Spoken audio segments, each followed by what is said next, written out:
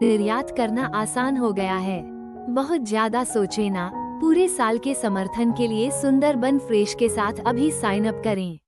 कृपया www.evinter.in पर login करें।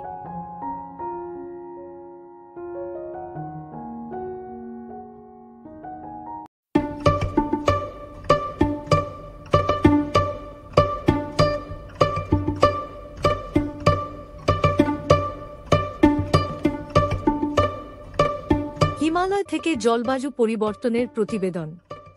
উত্তরাখণ্ডে 6.500 ফুট উপরে ময়ূর দেখা গেছে, জলবায়ু পরিবর্তনের প্রভাবের সম্ভাব্য লক্ষণ। রিপোর্ট সৌজন্যে ঠোয়। আপনি গ্রামীণ সংবাদ 2-4 দেখছেন।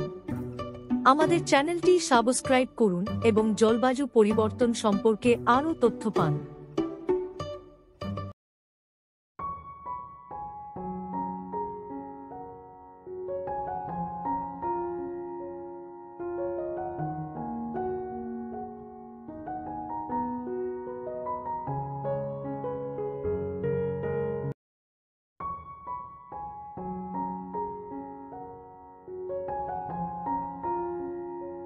निर्यात करना आसान हो गया है।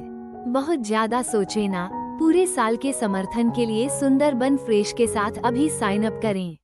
कृपया www.evinter.in पर लॉगिन करें।